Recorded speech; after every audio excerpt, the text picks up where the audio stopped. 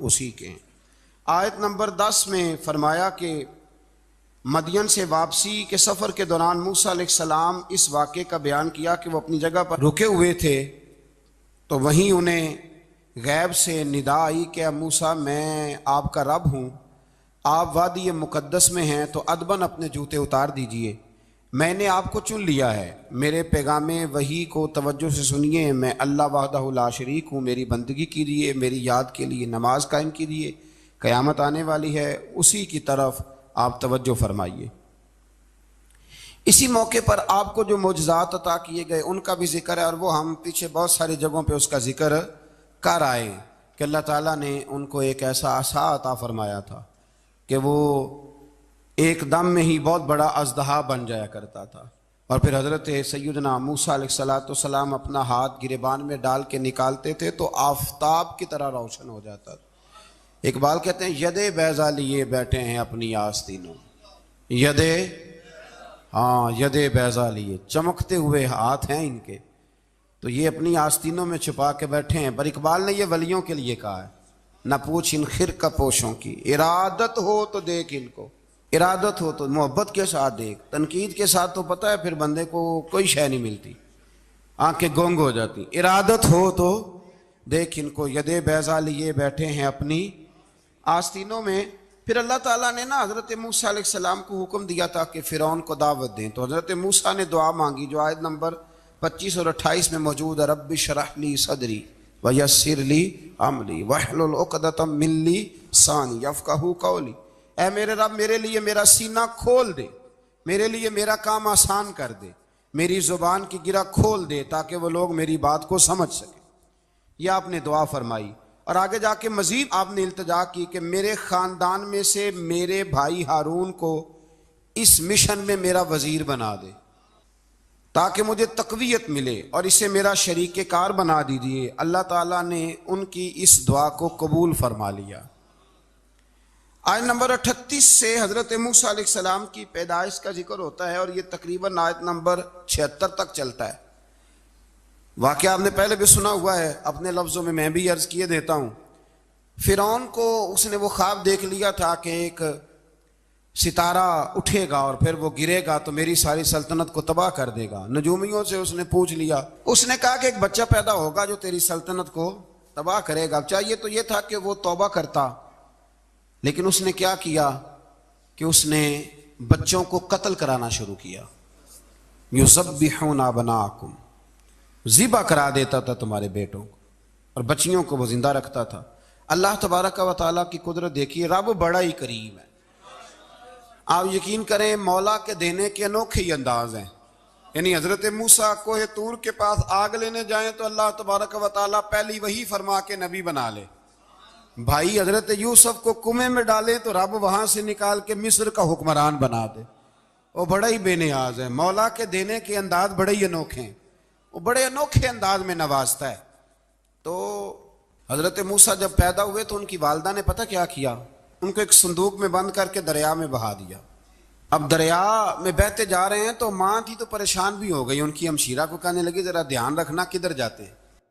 حضرت موسیٰ علیہ السلام دریا میں بہتے بہتے فرعون نے دریا کے کنارے مکان بنایا ہوا تھا۔ آپ کو پتہ ہے بادشاہوں کا ذوق ہوتا ہے، آج کل ہمارے جو حکمران ہیں انہوں نے اس کا نام فارم ہاؤس رکھا ہوا ہے، میرا فارم ہاؤس، اور پرانے زمانے میں لوگ ڈیرا کہتے تھے۔ تو اس نے بھی اس طرح کا فارم ہاؤس بنایا ہوا تھا۔ وہاں پہ حضرت موسیٰ علیہ السلام تیرتے ہوئے تابوت کے اندر، صندوق کے اندر جا رہے ہیں۔ فرعون اور ان کی بیوی حضرت آسیہ بے اولاد تھیں، بڑی تڑپ تھی بیٹے کی، وہ بھی وہاں کھڑی تھی۔ صندوق تیرتا ہوا آیا تو فرعون نے کہا کہ جاؤ پکڑ کے لاؤ دیکھو کیا ہے۔ جب وہ لے کے آئے تو آپ کی ہمشیرہ جو نگرانی کر رہی تھی پریشان ہو گئی کہ یہ تو اس کے ہاتھ لگ گئے، یہ تو اب مار ڈالے گا۔ لیکن جب خوبصورت اور چمکتا ہوا بچہ دیکھا تو بی بی آسیہ کہنے لگی یہ بنی اسرائیل کا ہے ہی نہیں، یہ تو پتہ نہیں کہاں سے بہتا ہوا یہاں آ گیا ہے، تو ایسے ہی چھوڑ، یہ پتہ نہیں کہاں سے رکھ نہ لیں۔ تو حضرت موسیٰ علیہ السلام وہ کہنے لگا نہیں انہی کے ہیں، موسیٰ علیہ السلام اسی کے ہیں۔ تو آسیہ کہنے لگی تیرے تو سر پہ بس بھوت ہی سوار ہو گیا، ہر وقت وہی لوگ تجھے یاد رہتے ہیں، یہ پتہ نہیں کہاں سے بہ کے آیا۔ اب رکھ لیا، مان گیا۔ फिरौन, आप फिरौन के घर में, जो इसलिए बच्चे मरवा रहा था कि मेरी सल्तनत हजरत मूसा पैदा ना हो जाए, तो उसी के घर में परवरिश पाने लगे, उसी के घर में। अब औरतें मंगाई गई दूध पिलाने के लिए, तो हजरत मूसा अलैहिस्सलाम किसी बीबी का दूध नहीं पीते, तो आपकी हमशीरा ना वहीं दाएं बाएं घूमती रहती। तो कहने लगी जनाब आसिया से कि मैं एक बीबी को जानती हूँ, बड़ी साफ सुथरी है, मुझे उम्मीद है ये बच्चा उसका दूध पिएगा। तो फिरौन कहने लगा दौड़ के ला। तो वो अपनी वालदा को लेके आई, तो हजरत मूसा ने फौरन दूध पीना शुरू कर दिया। फिरौन को फिर थोड़ा शक हुआ। एक रवायत यूं भी लिखी है बाज लोगों ने कि फिरौन एक दिन उठाया हुआ था हजरत मूसा की, अभी थोड़ी सी उम्र थी, तो आपने उसकी दाढ़ी पकड़ के तो एक घूंसा दे मारा। जलाली तो शुरू से है ना। तो कहने लगा आसिया तू मान ना मान, ये बच्चा वही है। तो हजरत बीबी आसिया कहने लगी कि तुझे गलत फहमी है, ये वो नहीं है। उसने कहा देखो ना, ये तू उठाती है तो प्यार करता है, और मेरे जब करीब आता है तो इसके लबो लहजे में मैं तलखी महसूस करता हूँ। उसने कहा बच्चों को क्या पता। खैर, एक तरफ उसने खाने पीने की चीजें रख दी, एक तरफ अंगारे रख दिए। वो भी हजरत आसिया कहती हैं कि तुझे समझ आए बच्चे बच्चे होते। हजरत मूसा बच्चे तो थे, पर थे तो अल्लाह के नबी ना, अल्लाह के नबी थे। जब उसने कहा ना ये बच्चे हैं, तो हजरत मूसा अलैहिस्सलाम बजाए अंगारों की तरफ जाने के, नबी थे, वो सीधे खाने पीने वाली चीजों की तरफ बढ़ने लगे। फिर उन कहने लगा आप बता। अल्लाह ताला ने हजरत जिब्रील को भेजा, उन्होंने कहा इधर नहीं जाना, आप उधर जाइए। तो आप आग की तरफ गए और एक कोयला उठा के जुबान पे रख लिया। तो आसिया कहने लगी समझ आई, बच्चे को क्या पता किधर जाना है किधर नहीं जाना। अगर वो इतना ही ख्याल होता, वही बच्चा होता तो आग। और बाद मुफस्सिरीन ने लिखा है ये जो हजरत मूसा दुआ मांगते थे ना, रब्बी शरह ली सदरी व यस्सिर ली अमरी, ये वो आग का अंगारा जब कोयला मुंह में रखा था ना, तो उसकी वजह से जुबान में कुछ लुकनत आ गई।